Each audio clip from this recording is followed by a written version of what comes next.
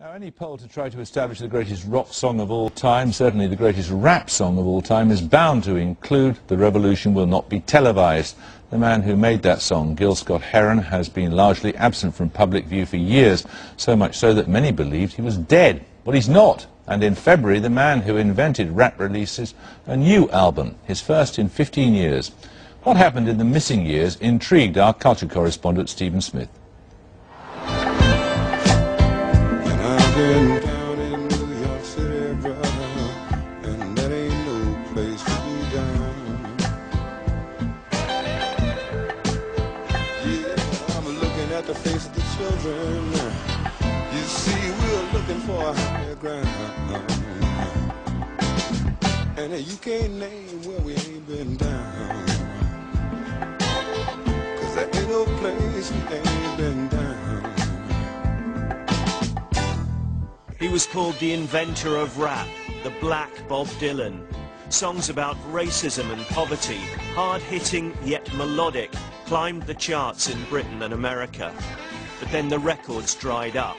You never seemed to hear about concerts anymore. There were stories of drugs and jail. Whatever happened to Gil Scott Heron? Well, Gil Scott Heron has arrived from America, an admirably uncompromising performer he is too. He's brought with him a 7-piece band for a week's tour here, and he's come into the studio to play for us tonight. Johannesburg is the title of the first number from Gil Scott Heron.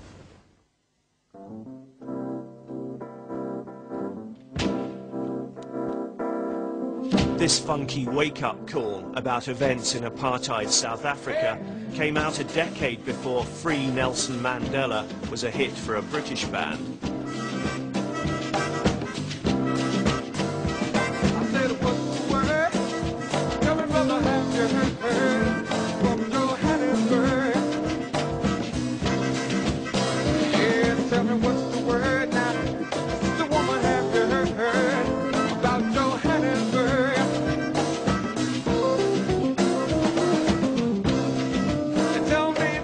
He's a kind of Bob Dylan, John Lennon, Bob Marley, all mixed up. Yes, I hate it when the blood starts flowing, but I'm glad to see resistance growing. I think he's a better singer than Bob Dylan. A few nights ago, Newsnight finally tracked Gil Scott Heron down to a supper club in New York City.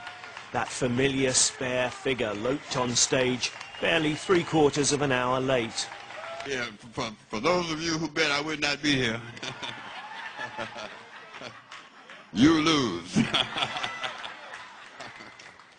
For y'all who bet I would not be here on time, you broke even. To kick off his set, an old song with a new layer of meaning on the fickleness of show business. Do you really want to be in show business? The instant high and constant come and go business got you hanging out in places you got no business. And people silly so wanna be in show business, wanna be in show business. All right with me, yeah, all right with me. In Harlem, New York, where Gil Scott Heron lives, we sat down with the musician who went missing. Now, I'm going to ask you a really tough, penetrating question. You might get the same blank you gave now. Yeah. It's about your dad playing for Celtic. Oh yeah. That was a great thing. I've seen clips, you know, and stuff. But that was one of the highlights of his life, I'm sure. Did any of the magic rub off in terms of footballing ability? Can you kick a ball around? I can kick ass if I have to. I believe that. The revolution will not give your mouth sex appeal. The revolution will not get rid of the nub. The revolution will not make you look 5 pounds thinner, because the revolution will not be televised, brother. Scott Heron was 21 when he released "The Revolution Will Not Be Televised," a phrase which has since entered the language. His uncompromising message has not been without its cost over the years. Has it maybe hampered your career, do you think? It's possible. This may do my career a great deal of damage. May not do me a lot good either. I did, but at least I didn't see you. Not yet. But you've never found yourself or heard of yourself being put on a blacklist, for instance, or some record executive saying, you Nobody know... ever shows you the blacklist. No, but I mean, you might have heard about it. Yeah, that guy, you know, that black guy, he's on our list. What is that? Yeah, we were not able to play here anywhere that we wanted to, or our records were taken off the shelves for quite a while. But since I had most of them, I wasn't trying to buy them anyway. No, let me be serious. Yeah, we've had some unhappy moments for what we chose to say, but you see, the Bill of Rights and the things that you pay for with your taxes constantly come up to be things that you have to challenge to make sure that they're still there. And if the right of free speech is truly what it's supposed to be, then anything you say is all right. Gil Scott Heron's music has been unusually far-sighted, and his songs about substance abuse have turned out to be horribly prescient of his own terrible decline. See that black boy over there running scared. This old man in the bottom. First time, he done quit his 9 to 5. He took full time. Now he's hanging to the bottom. His song about alcoholism was based on meeting people at his local liquor store who'd fallen on hard times. And I got so curious, I had to go out there and sit down and talk to them. An ex-physician who had been dumped because he was caught performing abortions. Helping young girls along. A school teacher who had somehow juggled her grades to get somebody else promoted that shouldn't have been. An air traffic controller who had made a mistake while he was on duty and run this flight into a mountain.